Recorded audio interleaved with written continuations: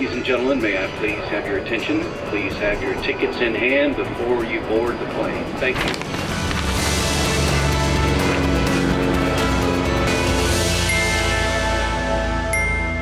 Hello and welcome. I'm Johan Castell and you're watching Wings. On the show today, a visit to Ranthambore National Park, looking for tigers during the monsoon. We showcase Jagannath Rath Yatras across India. And 2 new intriguing places you can visit near the Vatican City. Also on the show is the famous San Fermin Festival, where you can run with the bulls in Spain. we are in Ranthambore National Park, one of the largest natural habitats for tigers in India. Let us show you how these forests come alive during the monsoon. Before we begin, let us show you just how convenient it is to reach here from New Delhi. We boarded a train from the Nizamuddin railway station around noon.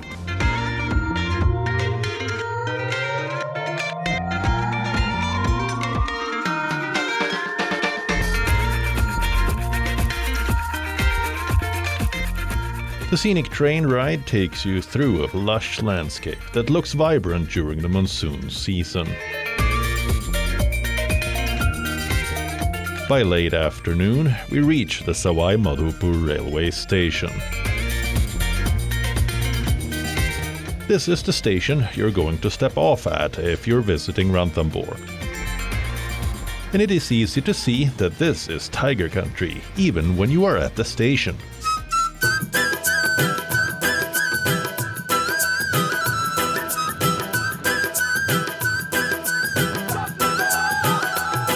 After a short cab ride, I reach my accommodation for the evening.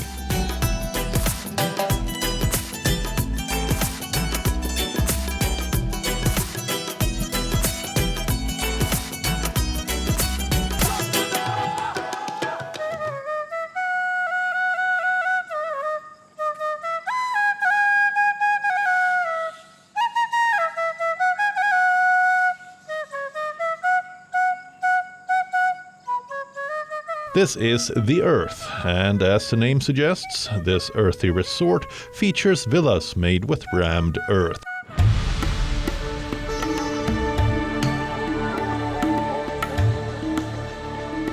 Which offers possibilities to make the rooms unique in shape and style.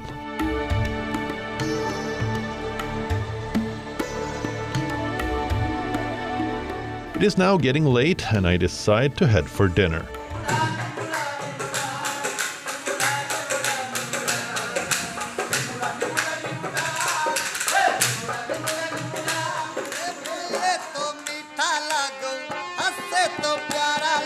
The delectable food served to the tune of traditional Rajasthani music, song and dance makes for a great way to end the day. Call it a night before a really early morning with a safari.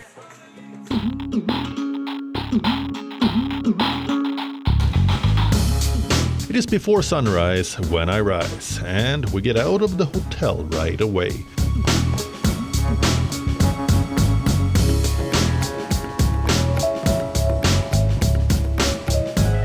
The closest entry to Ranthambore is only a few hundred meters away. But as it is monsoon season now, the center of the park is closed due to bad road conditions, so we are heading to another area. The Ranthambore National Park was originally established as the Sawai Madhopur Game Sanctuary in 1955. And by 1973, it was declared one of Project Tiger's reserves in India. It doesn't take long before we reach areas where the animals roam free.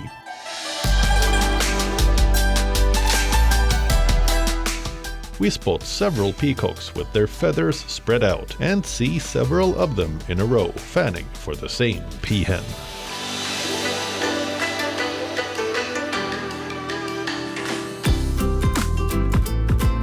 Today is an overcast day that thankfully gives us respite from the heat, but it makes me worried we might run into rain as monsoon season is here. We come upon another peacock that darts down the road in front of us before escaping into the jungle.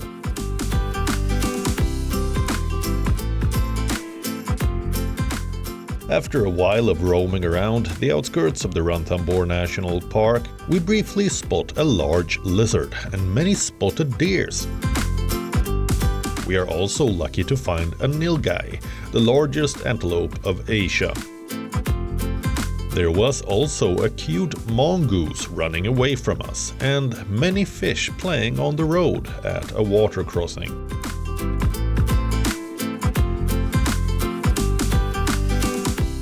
Everywhere we look, there seems to be another animal, and it's clear to me that Ranthambore is teeming with wildlife.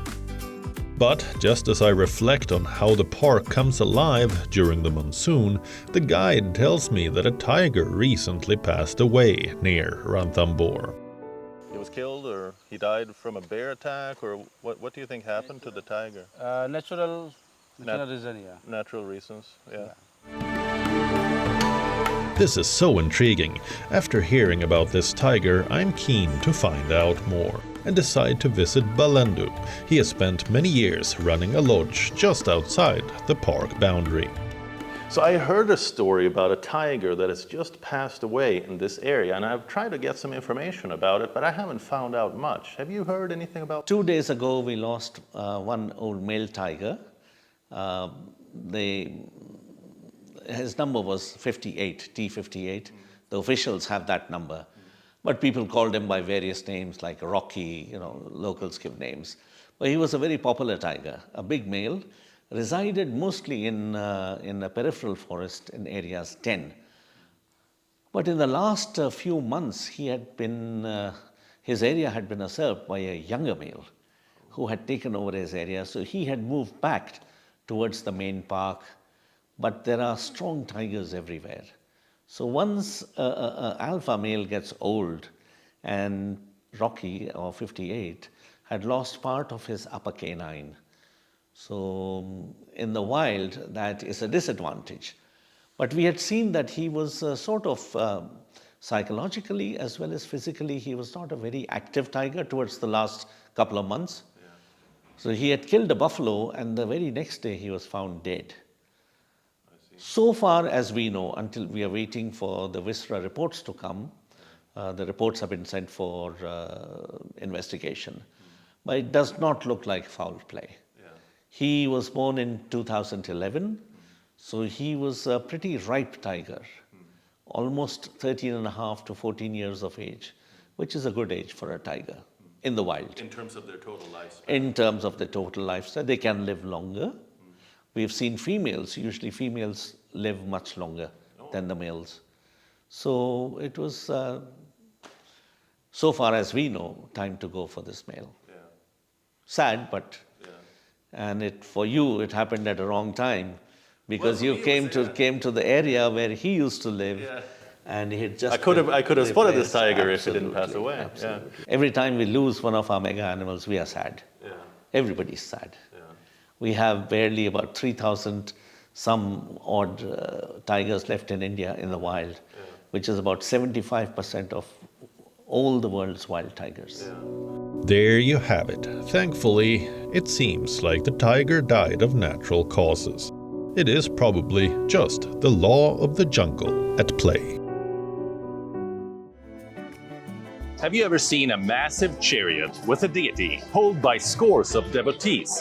The spectacular Rath Yatra festival recently took place across India. Watch our next story to find out more about its relevance and rituals. This is the majestic chariot of the Hindu god Jagannath. And this is the famous Rath Yatra festival in Odisha state's Puri city.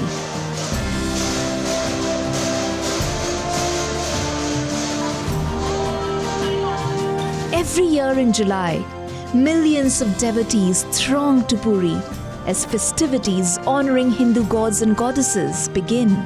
The celebrations start with the bathing festival known as Snan Yatra. The Jagannath temple's three presiding deities, Lord Jagannath, his brother Balbhadra, and his sister Subhadra, are brought out and bathed with 108 pots of water. An event of huge religious relevance, the annual festival attracts thousands of visitors and pilgrims from all over the world.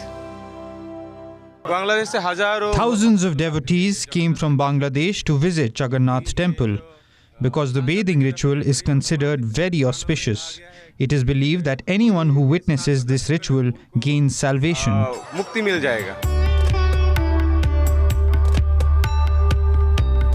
Next, the main ritual of the celebration takes place. The chariot procession or the Rath Yatra, the three deities placed in specially made chariots over 40 feet high, are taken out in a grand procession. They proceed to the Gundicha temple, located 2 kilometers away from their original abode.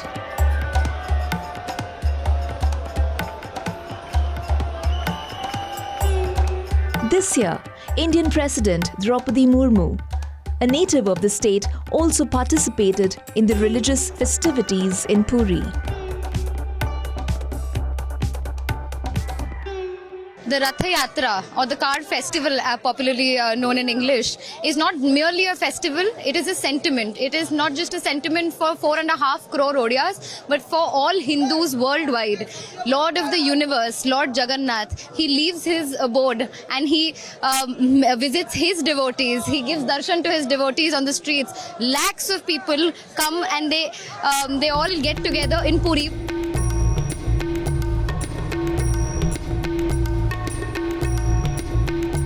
Hindus consider a glimpse of Lord Jagannath as auspicious and consider the chariot festival to be a divine moment where the Lord himself comes to bless his devotees on the street.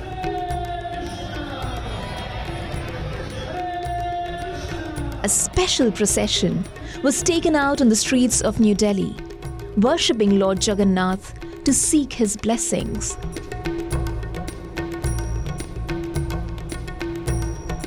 The city of Lucknow also participated in the festivities with a lit-up chariot and song and dance.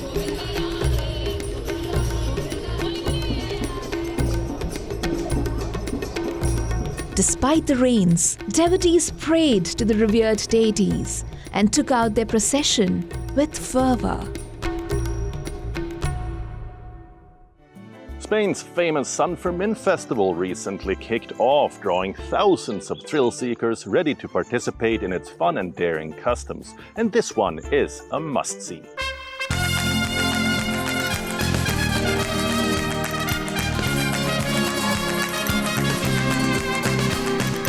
The San Fermin Festival, a traditional celebration every year in July, is a vibrant event in Pamplona, Spain. Deeply rooted in tradition, it attracts hundreds of participants and spectators.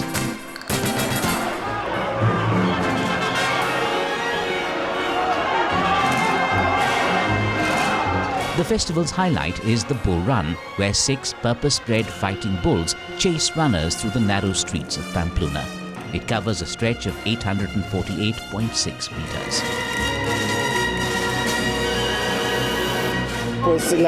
It's panic. When you start running and you see people running, it's very panicking. You run and you look behind so the bull doesn't catch you.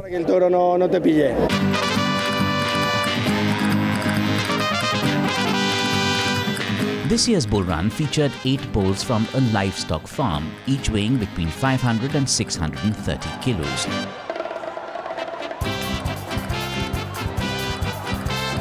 The event is not just a test of courage, but also a significant cultural experience for locals and tourists.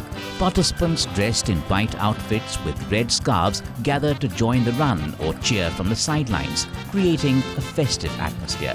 To ensure safety, the City Council has prohibited minors from participating in the run, their commitment to a well-managed event. The passion to experience a party in your city. Anyone who's from the outside feels as they were from here. Long live San Fermin. Bull-related festivals like San Fermin are celebrated with great enthusiasm around the world.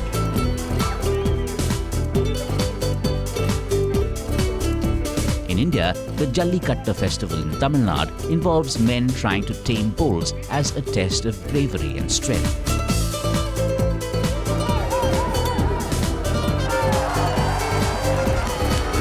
In Portugal, St. John's Festival includes bulls running through the streets of towns like Via Franca de Xira. These events are not only thrilling but also steeped in cultural and historical significance, drawing locals and tourists alike to witness the spectacle.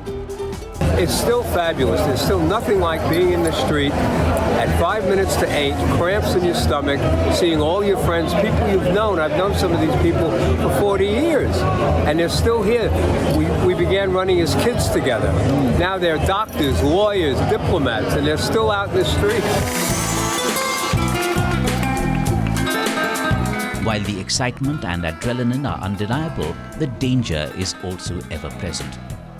Despite the injuries and risks, the spirit of the festival remains unbroken. The San Fermin Festival is a testament to the enduring human spirit and the desire to celebrate traditions that bring communities together. The show must go on as Viva San Fermin echoes resound through Pamplona streets, keeping the legacy alive. Next up, we bring you vibrant skies and colorful kites from the Jakarta International Kite Festival in Indonesia.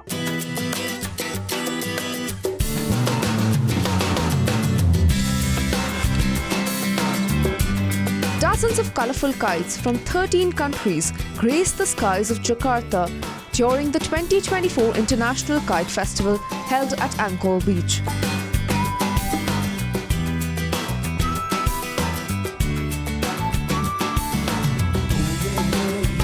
The festival not only celebrated the art of kite flying, but also fostered international friendship and creativity.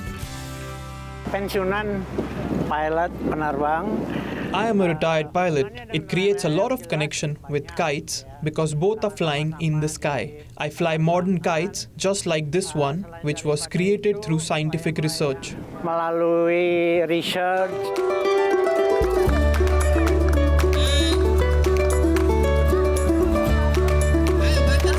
According to the participants, flying kites holds profound cultural significance in Indonesia, particularly in Bali, where it is considered a spiritual practice.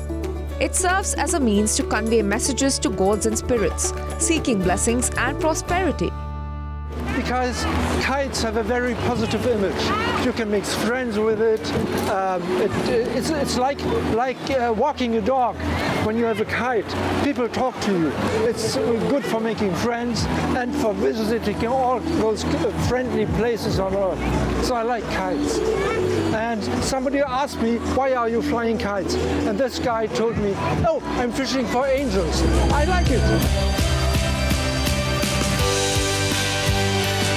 The tradition is intertwined with various harvest festivals and ceremonies, reflecting a deep connection to religious beliefs and community celebrations. The Jakarta International Kite Festival exemplifies more than just kite flying. It embodies a spirit of camaraderie and creativity shared across borders.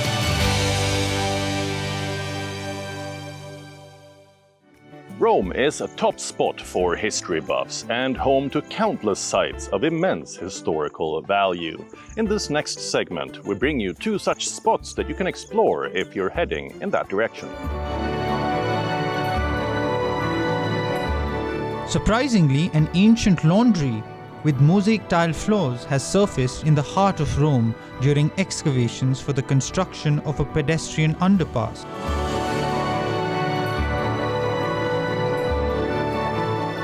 The excavation unearthed an ancient imperial house It consists of a corridor flanked by a series of rectangular rooms and boasts a beautiful Palomino mosaic design.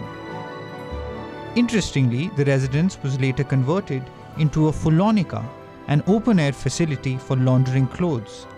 Some of those washing tanks are still visible. From a historical point of view, it's very interesting to witness this discovery in which an imperial property, that is, a building that was a part of the private treasury of the emperors, changed its functioning in the ancient age. This is because, according to us, this ancient Roman laundry is dated approximately between the 2nd and the 3rd centuries AD. This is a rather unknown phenomenon in Roman, usually spotted in later times, so it's an interesting find for us. The reasons behind this discovery help explain the find. The area, once lapped by the waters of the Tiber River, was originally the location of prominent imperial residences with porticos and gardens that overlooked the river. The precious findings will be moved to the nearby archaeological area of Castel Sant'Angelo to make the relics accessible to all and get an exclusive peek into ancient Rome's history.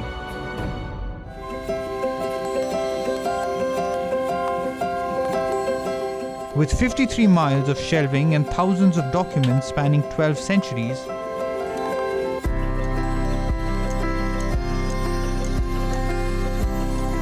the Vatican Apostolic Library is a storehouse of invaluable historical knowledge. Arguably, the jewel in the crown is the Sistine Hall, the library's most historically significant space.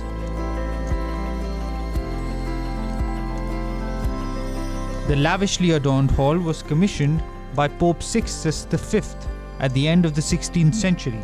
It houses approximately a staggering 80,000 manuscripts, around 27,000 of which are digitized.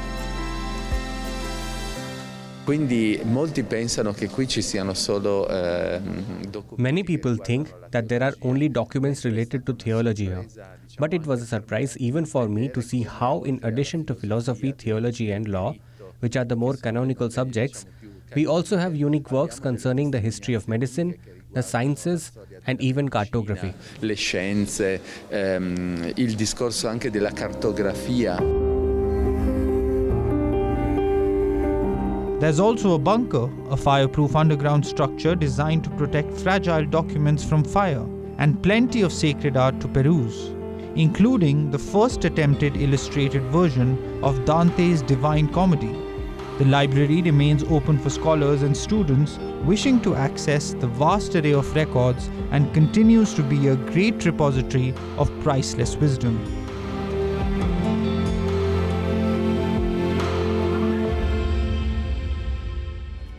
That's a wrap for this week's episode of Wings. But don't worry, we'll return next weekend. Until then, it's me, Johan Castell, signing off. Goodbye.